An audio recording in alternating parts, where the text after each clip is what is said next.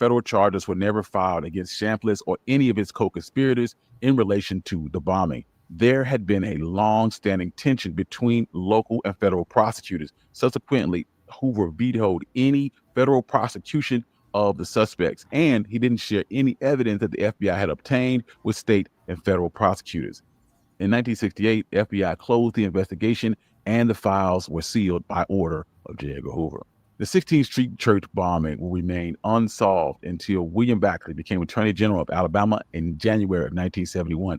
Baxley, a student at the University of Alabama at the time of the bombing, was determined to take action. In the weeks after his election, he went over the Birmingham police files on the bombing and discovered that the evidence that they had obtained was mostly worthless. Baxley then reopened the case and was able to get witnesses to trust him, some of whom had been reluctant to testify previously. This enabled him to assemble evidence on Robert Chambliss that he had bought dynamite from the store on Highway 101 2 weeks prior to the bombing. Additionally, Baxley requested FBI files on the case and realized that evidence collected between 1963 and 1965 had not been shared with local prosecutors in Birmingham, and eventually he was granted access to evidence and used that to build a case against Chambliss.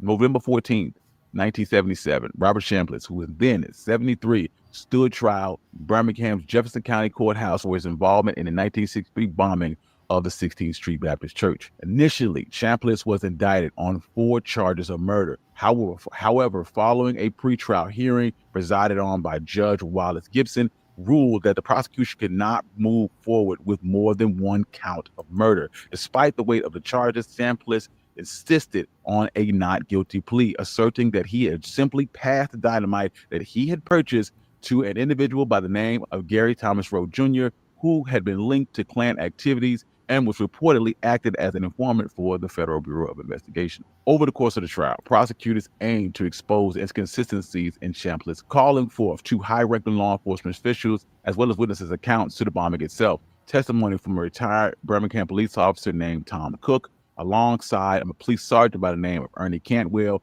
affirmed that Chambliss had not only confessed to owning dynamite at the time of the 1963 arrest, but also boasted that he had intimate knowledge of assembling a bomb.